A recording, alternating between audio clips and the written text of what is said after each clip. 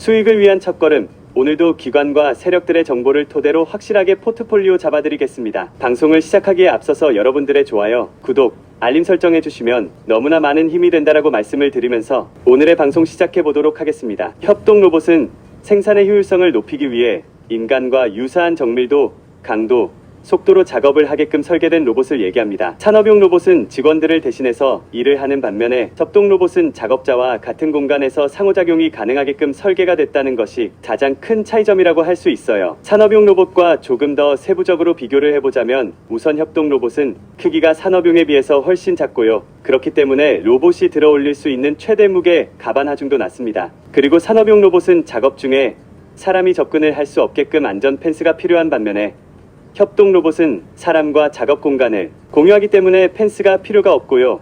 그 대신 사람과 함께 작업을 해야 되니까 안정성이 훨씬 더 중요하게 여겨지겠죠. 그리고 협동 로봇은 누구나 짧은 시간에 조작법을 배울 수 있을 정도로 조작이 간편하다고 하고요. 비용도 산업용 로봇에 비해서는 훨씬 저렴합니다. 그러다 보니까 산업용 로봇은 자동차 같은 전통적인 제조업 위주로만 적용이 가능했다면 협동 로봇은 특정 섹터에 국한되지 않고 전방 산업이 다각화될 수 있다는 장점이 있어요. 그리고 비용 부담이 덜하기 때문에 중소기업 단위에서의 수요도 꽤 커지고 있다고 합니다. 그래서 전문 리서치 자료에 따르면 25년 협동 로봇 시장의 예상 규모는 약 27만 유닛까지 굉장히 폭발적인 성장을 전망하고 있더라고요. 21년에는 500년이 채 안 됐거든요. 왼쪽 그래프 보시면. 그리고 21년부터 25년까지 연평균 성장률은 62% 정도로 같은 기간 동안 산업용 로봇 시장의 성장률 10%를 아주 크게 상회할 것이다라는 전망도 있습니다. 그러니까 핵심은 앞으로 산업용 로봇 시장보다는 협동 로봇 시장이 훨씬 빠르게 성장을 할 것이다. 그래서 투자자들의 관심도 더 여기에 집중이 될 것이다라는 것이죠. 협동 로봇이 뭔지는 대충 알아봤으니까 이번에는 시장 점유율을 확인을 해볼게요. 증권신고서에 제시된 자료에 의하면 국내에서 1위는 맞고요. 그리고 중국 시장을 미포함한다면 글로벌 순위는 4위를 기록하게 된다고 합니다. 중국 시장은 내수 위주의 폐쇄적인 특징이 있고 저가 모델 위주의 라인업을 가지고 있으면서 또 안정성 인증 측면에서는 글로벌 수준에 훨씬 미달하는 것으로 평가를 받는다고 해요. 그래서 중국을 포함하게 되면 자료의 신뢰도와 비교 가능성 측면에서 한계가 존재할 수 있다는 게 회사 측의 논리입니다. 내수 규모가 워낙에 크다 보니까 중국 기업들의 점유율이 높을 수는 있으나 약간 우물안 개구리 같은 느낌이라서 적합한 비교 대상은 아니라는 거죠. 뭐 그렇다고 치고 보시면 1위는 덴마크의 유니버셜 로봇 이 회사가 22년 기준 36.1%로 압도적인 1위를 차지하고 있고요. 2위는 일본의 화낙, 3위는 대만의 테크맨 로봇이라는 회사가 차지하고 있습니다. 4위가 자랑스러운 한국의 두산 로보틱스, 4위하고 차이가 크지 않아요. 그리고 압도적인 1위인 유니버셜 로봇이 2005년에 설립이 됐다고 하거든요. 두산 로보텍스는 2018년부터 로봇을 양산하기 시작했으니까 이 업력 차이를 고려한다면 두산 로보틱스의 성장이 굉장히 빠르다는 평가를 합니다. 그리고 두산 로보틱스 수출 비중이 굉장히 높더라고요. 22년 기준 68.45%로 약 70%를 차지합니다. 그리고 지역별 매출 비중을 보시면 그 중에서도 북미와 유럽 비중이 굉장히 높았어요. 22년 기준 북미는 28%, 유럽은 31%로 수출의 약 85%를 차지하고 있거든요. 이게 왜 중요하냐면 제가 로봇 관련된 리포트를 몇 개 읽다가 이런 정보를 얻을 수가 있었어요. 협동 로봇은 북미와 유럽에서의 레퍼런스가 필수적이다. 선진국에서의 판매 레코드가 중요한 이유는 선진국의 경우에 특정 무게 이상의 짐을 노동자가 들 수 없는 강력한 규제들이 존재하고 있기 때문에 이를 대체하려는 수요가 굉장히 높기 때문이다. 또한 아시아 국가 대비해서 노동자들의 복지 수준이 높아서 이를 대체할 만한 사용처가 많다. 그렇기 때문에 북미와 유럽 판매 실적을 보유하고 있는 회사가 매출을 확장하는 데 있어서 유리할 수밖에 없다라는 거예요. 그래서 이 부분이 두산 로보틱스의 경쟁력이 분명히 될 수 있다고 보고요. 추가적으로 이 회사의 경쟁력을 찾아본다면 현재 글로벌 피어 그룹들 중에서 가장 많은 라인업을 보유하고 있습니다. M 시리즈는 토크 센서라고 해서 로봇의 힘을 정교하게 제어할 때 쓰이는 센서를 탑재했다고 해요. 그래서 섬세하고 정교한 작업이 가능한 로봇 라인업이라고 할 수가 있고요. 두산이 M 시리즈는 4종을 보유하고 있습니다. 그리고 A 시리즈는 라인업 중에서 가반 하중 로봇이 들 수 있는 최대 무게가 가장 가벼운 라인이고요. 토크 센서는 탑재하지 않았으나 전류 제어 기반의 충돌 감지 기능을 개선시키면서 가격은 낮추고 안정성은 높인 라인업이라고 합니다. 그리고 H 시리즈는 가반 하중 25kg, 전 세계에서 현존하는 협동 로봇 중에서 가장 무거운 중량을 운반할 수가 있다고 합니다. H 시리즈는 2종을 보유하고 있고요.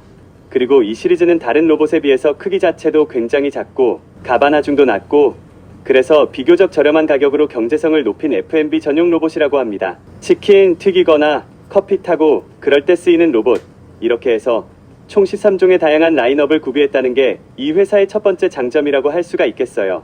이 중에서 특히 차별화되는 게 H 시리즈라고 볼 수가 있고요. H 시리즈를 출시를 하면서 가반 하중 5kg에서 25kg까지를 커버하는 그런 라인업을 완성할 수가 있었다. 그리고 얘기했듯이 현존하는 협동 로봇 중에서 가장 무거운 중량을 운반할 수가 있다라는 거, 이 시장을 두산 로보틱스가 선점을 하면서 최근 크게 성장할 수가 있었다고 합니다. 시리즈별 매출액을 보시면 H 시리즈 매출액이 20년에는 19억 원 정도밖에 안 됐는데 21년에 153억 원으로 급증한 것을 확인할 수가 있었거든요. 특히나 21년과 22년은 우크라이나 전쟁과 유럽의 경기 침체 여파로 인해서 쉽지 않은 시기였고, 그래서 협동 로봇, 글로벌 탑4 업체들도 엄청 고전을 했다고 해요. 근데 두산 로보틱스는 H 시리즈가 탄탄하게 성장을 하고 M 시리즈와 A 시리즈 꾸준히 뒷받침이 되면서 22년 매출이 21년 대비해서 21.6%나 성장하는 기염을 토했습니다. 이 기간에 1위였던 유니버셜 로봇의 매출 성장률은 5%대에 그쳤다고 하거든요. 이런 것을 보면 두산 로보틱스는 협동 로봇 시장의 성장관에 당연히 동행을 하면서 시장 점유율도 좀 빨리 높일 수가 있는 차별화된 매출 성장을 보일 수가 있지 않겠나라는 생각이 들기도 합니다. 실적 얘기가 나온 김에 국내 협동 로봇 3사의 실적을 비교해서 보시면 두산 로보틱스의 매출 규모가 가장 크기는 하거든요. 22년 기준 450억 원으로 레인보우 로보틱스의 136억 원보다 3배 이상 높습니다. 근데 수익성은 레인보우가 더 좋기는 해요. 두산은 계속해서 적자를 기록하고 있지만 레인보우는 작년과 올해 상반기 모두 순이익 50억 원대를 보여주고 있거든요. 레인보우의 23년 상반기 영업손실 233억 원은 주식 보상 비용 스톡옵션으로 인한 회계적인 비용 때문에 일시적인 거라서 이것을 감안한다면 영업이익을 시현했을 것으로 추정이 됩니다. 그래서 레인보우에 비해서 두산의 수익성이 떨어지고 적자 기업이라는 게 분명히 좀 아쉬운 부분이기는 해요. 왜 아직 수익성을 갖추지 못했을까? 1위 기업인데라고 생각을 해보면 라인업이 가장 많다고 했잖아요. 계속해서 새로운 라인업을 추가하고 또 기종을 추가하다 보니까 연구개발 비용이 많이 투입이 될 수밖에 없었겠고, 그리고 두산은 하드웨어뿐만 아니라 소프트웨어에도 상당히 공을 들이고 있거든요. 협동 로봇을 좀 쉽게 설계할 수 있는 소프트웨어 프로그램, 그리고 이걸 공유할 수 있는 소프트웨어 플랫폼 다트 스위트를 출시할 계획을 하고 있습니다. 현재 베타 테스트가 진행 중이고 올해 3분기 중으로 출시될 예정이라고 하는데 이 플랫폼 개발에도 계속해서 비용이 투입됐을 거라는 생각이 들어요. 그래서 돈이 많이 들기는 했지만 이런 게 다 회사의 차별화된 경쟁력이 되기 때문에 열심히 뿌린 씨앗을 좀 제대로 수확하는 날이 빨리 다가오기를 바라야겠습니다. 내용은 이 정도 보고 공모 관련 내용으로 넘어가도록 할게요. 1620만 주를 공모하고요. 공모가 밴드는 21,000원에서 26,000원을 제시했습니다. 상단 기준 공모 금액은 약 4,212억 원, 시가총액은 약 1조 6,853억 원 정도의 대여가 분명히 맞습니다. 청약은 21일부터 22일까지 진행이 되고요. 환불까지는 4일이 걸립니다. 이게 또 하나의 아쉬운 부분이긴 하네요. 그리고 상장은 10월 11일로 예정이 되어 있습니다. 청약 가능한 증권사가 조금 많죠. 총 7개, 한토와 미래가 공동대표 주관사고요. NH와 KB는 공동주관사예요. 키움 신형 하나는 인수회사, 그래서 총 7개입니다. 각 증권사별 배정 물량이나 그런 건 마지막에 확인을 하도록 할게요. 신주 모집 100%로 진행되고요. 우리 사주 조합에는 20%를 배정을 했더라고요. 밴드 상단 기준 842억 원 정도의 규모고 직원 201명 기준 1인당 배정 금액이 약 4억 원, 엄청나게 높은 수준입니다. 확실히 대여급들 LG엔솔, 카카오페이, 그리고 일진아이솔로스 등등 이런 친구들의 1인당 배정 금액과 비슷한 수준이라고 볼 수가 있거든요. 아무리 로봇 회사의 미래가 밝다고 해도 연봉 대비해서 너무 높은 수준이기 때문에 미달이 발생할 가능성은 조금 있다고 보고 있고요. 이번에 미달이 발생한다면 일반 청약자들한테 먼저 추가적으로 배정이 되어야 잡음이 일어나지 않을 것 같아요. 상장일에 바로 유통 가능한 물량은 24.77%, 많지 않습니다. 그리고 기존 주주의 비율도 4.77%로 높지 않아요. 금액으로 계산을 하면 상단 기준 4,174억 원 정도, 당연히 기본적인 사이즈가 있으니까 무거울 수밖에 없고 그냥 파도보다는 조금 더 가벼운 정도라고 짚고 넘어가면 되겠습니다. 그리고 상장 이래 유통 가능 물량을 보유하고 있는 기존 주주는 코봇홀딩스와 KIP 로보틱스라는 재무적 투자자들인데요. 이들은 마지막 프리-IPO 때 2022년 1월에 들어왔다고 하거든요. 지금까지 회사가 14번의 유상증자를 실시했는데 그 중에서 13번은 모회사인 두산이 그 주체로 나서서 계속해서 지원을 해왔어요. 그러다가 마지막에는 두산이 보유하고 있는 지분의 약 9%를 사모펀드인 코보톨딩스와 KIP로보틱스에 매각을 한 겁니다.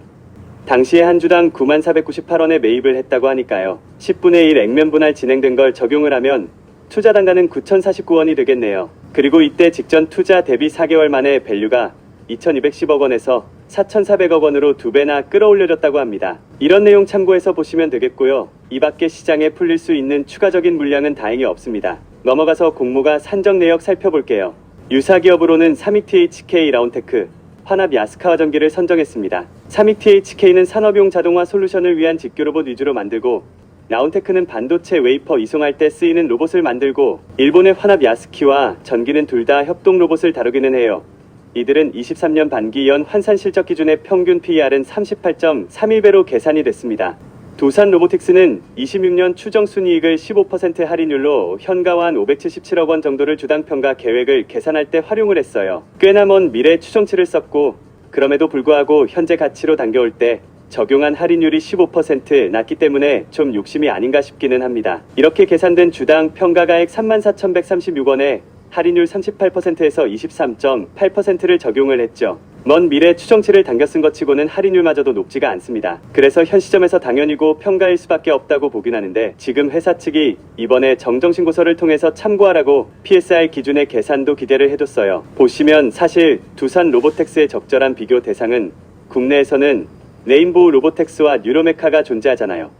근데 이들이 23년 반기 기준 영업 적자이기 때문에 피어그룹에는 포함을 시키지 못했었거든요. PER을 기준으로 삼을 때, 그래서 PSR을 기준으로 하면서 이들을 유사기업으로 포함시켰고, 평균 PSR은 43.21배가 나왔습니다. 두산 로보텍스의 23년 반기 연한산 매출액인 473억 원에 PSR 43.21배를 곱해서 평가 시가총액은 약 2조 440억 원을 계산을 했고, 적용 주식수로 나눠서 주당 평가가액은 31,534원을 도출을 했어요. 그리고 할인율 똑같이 적용을 해보니까 가격 밴드는 19,000원에서 24,000원으로 계산이 됐다라는 거거든요. 그래서 PER로 계산한 공모가 밴드와 차이가 크지 않다는 거, 그거를 좀 보여주려고 했던 것 같고요. 그럼에도 회사가 PER을 평가 방식으로 고집한 이유는 원가나 기타 비용 구조가 기업의 가치에 영향을 미치는 제조업이기 때문에 영업활동을 통한 수익력에 대한 평가가 반영이 되어야 한다고 얘기를 합니다.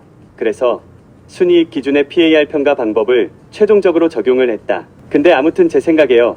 아무래도 비교 대상으로 레인보우 로보틱스와 뉴로메카가 딱 존재하고, 그리고 두산 로보틱스가 국내 1위인데다가 레인보우보다는 매출 규모가 훨씬 크다는 것에 사람들이 선택적으로 집중을 할 수가 있다고 보거든요.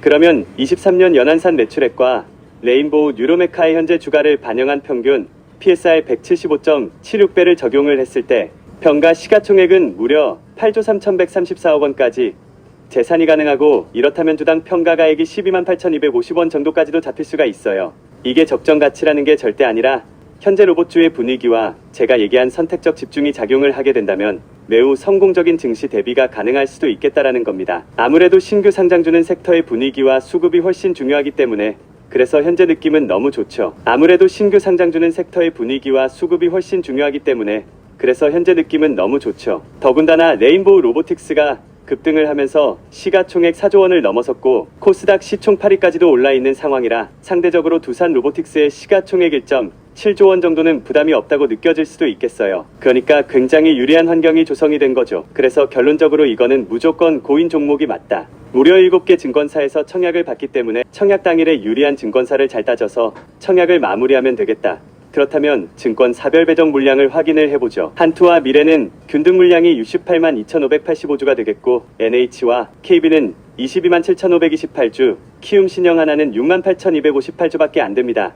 제가 가장 오른쪽 칸에 증권사별 최대 청약 건수를 참고차 적어뒀거든요. 해당 증권사의 계좌 수가 얼마나 많은지 여러분들 감 잡는데 도움을 드리고자, 그래서 쭉 봤을 때 미래에셋증권의 균등 물량이 가장 많은데 최대 청약 건수가 50만 건 정도로 아주 많지는 않은 편이라 무난하지 않을까 싶어요. 근데 이거는 청약 당일이 되어봐야 정확히 알 수가 있겠습니다. 이어서 청약 기본 정보를 보시면 수수료는 증권사별 거의 다 2,000원을 보여주고 있는데, KB는 1,500원, 키움은 수수료가 없다는 게 차이점이자 장점이 될 수가 있겠고요. 그리고 청약 한도와 상담 기준의 증거금 참고해서 보시면 되겠습니다. 한투는 50% 등급이면 한도가 높지 않고요. 1의 셋은 온라인 청약 시에 200%까지 다 가능하기 때문에 기본 한도가 17억 6,800만 원 매우 높습니다. 그리고 신용과 하나는 청약 한도가 매우 낮기 때문에 비례 자금이 많으신 분들은 아무래도 다른 증권사를 계좌 개설 데드라인은 적어뒀으니까 참고해서 없는 계좌에 있으시면 만드실 분들은 추가로 개설을 해두시면 되겠고요. 최소 청약 수량은 10주입니다. 공모가가 확정이 되면 다시 말씀을 드릴게요. 청약 당일의 경쟁률과 본인의 청약 한도를 고려해서 예상 배정 주식수가 가장 많은 곳을 골라서 청약을 하시면 되겠습니다. 자, 오늘 말씀드릴 건 여기까지인데요. 좋아요와 알림 구독해주시고 상단 배너에 문의 남겨두시면 제가 더욱 디테일하게 도움드릴 테니까 연락 남기시고 다음 영상으로 뵙겠습니다. 감사합니다. 여러분의 포트폴리오를 책임지는 설계사 TV였습니다.